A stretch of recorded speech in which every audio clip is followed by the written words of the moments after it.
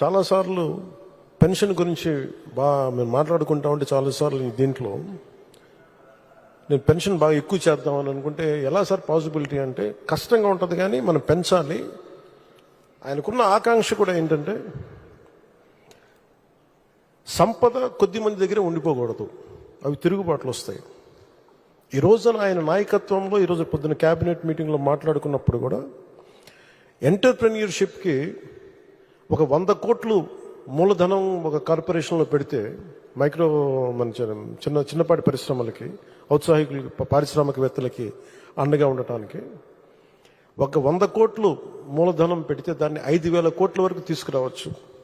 అలాగే 500 కోట్లు పెడితే దాన్ని 20,000 దాకా తీసుకెళ్లొచ్చనే ఈ రోజున ఆయన ప్రతిపాదన చాలా అద్భుతంగా ఉంది. ఇవన్నీ చెయ్యాలి అంటే ఈ రాష్ట్రాన్ని, ఉమ్మడి రాష్ట్రాన్ని దిశానిర్దేశాన్ని మార్చిన వ్యక్తి, మైక్రో మన ఈ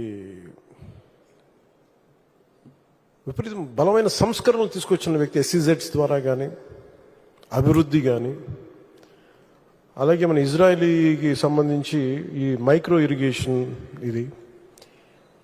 ఇలాంటివన్నీ మొట్టమొదటి తీసుకొచ్చిన వ్యక్తి. చాలా సింపుల్గా ఉంటాయి. ఇంకుడు గుంతలు అంటే అది చూడటం చాలా మందికి ఆ టైంలో హాస్యాస్పదం, ఏంటి గుంతలు తవ్వుకోవడం ఏంటని. ఆయన దార్శనికులు, ఆయన హెడ్ చూడగలరు. దానికి చాలామంది మేధావులతో మాట్లాడాలి.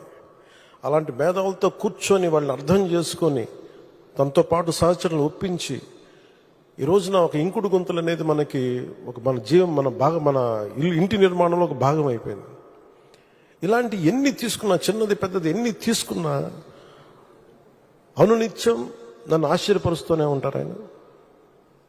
ఎప్పుడు చూసినా ఒకటి అనిపిస్తే ఈ నుంచి ఎంత నేర్చుకోగలం మనం, ఎంత ఆయనకి పక్కన ఉండి చేదోడు వాదోడుగా ఉండగలం. నాకు ఇదే తలంపు ఉంటుంది. అలాంటి పెన్షన్లు కూడా ఎలా పెంచగలం అంటే మనం పెంచుదాం, నాకు ఒక అవగాహన ఉందని. అది అడ్మినిస్ట్రేషన్లో కాకలు తీరిపోయి మునిగి తేలిన వ్యక్తికి అర్థమవుతుంది. మంచి మనసు ఉండొచ్చు, చెయ్యాలన్న తపన ఉండొచ్చేమో, కానీ దానికి తగ్గ అవసరమైన ప్రతిభ లేనప్పుడు, అనుభవం లేనప్పుడు, మనుషుల్ని కలుపుకెళ్ళగలిగే సమర్థత లేనప్పుడు అది ఎవరి వల్ల కష్టం అవుతుంది. అలాంటిది ఆయన అద్భుతంగా 4,000 ఇవ్వడం ఒకటైతే, మొదటి నెల ఒక్కొక్కరికి 7,000 చొప్పున ఒకటే రోజున 65.18 లక్షల మందికి, అది కూడా ఇంటింటికి వెళ్ళి 4,408 కోట్ల రూపాయలని పంపిణీ చేపట్టడం, చేతికి డబ్బులు ఇవ్వడం, దేశంలోనే సంక్షేమంలో ఇది ఒక తిరుగులేని చరిత్ర. మనస్ఫూర్తిగా గౌరవ ముఖ్యమంత్రి గారికి ధన్యవాదాలు తెలుపుతున్నాను.